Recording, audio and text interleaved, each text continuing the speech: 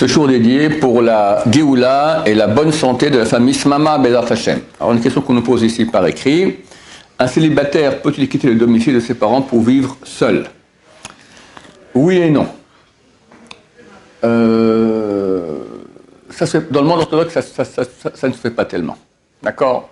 On reste chez les parents jusqu'à ce qu'on se marie. Maintenant, des fois, ça devient insupportable. Et pour les parents, et pour le jeune homme.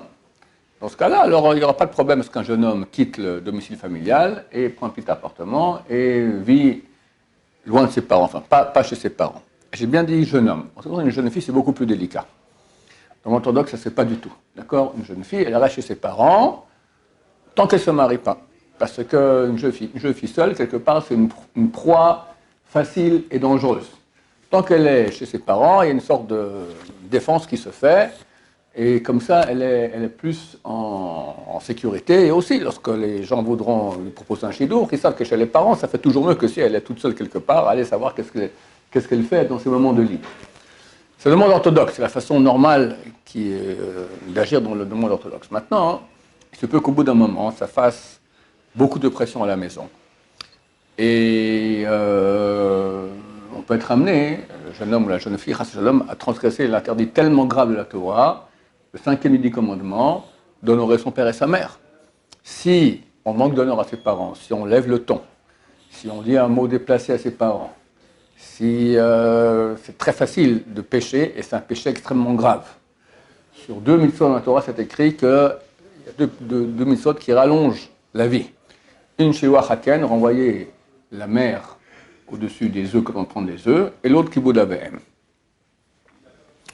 Et, comme dit le sage Israël, du positif, tu comprends le négatif. Si tu honores tes parents, ça rallonge. Si tu n'honores pas, ça raccourcit. Donc c'est extrêmement grave.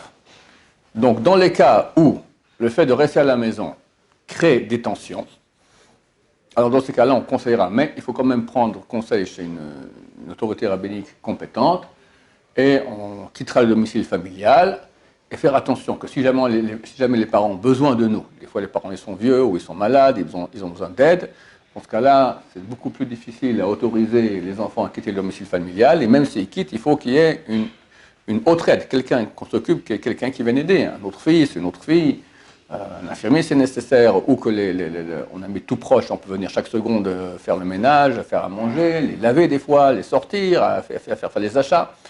Donc, l'argument ici que je dis est faire attention à ce qui est le plus essentiel, c'est kibud avehem, l'honneur de ses parents, c'est une chose extrêmement grave. Voilà. Si possible, si on peut arriver à garder l'honneur des parents et rester chez les parents, c'est toujours mieux, toujours préférable. Baruch Adonai, l'olam, amen va amen.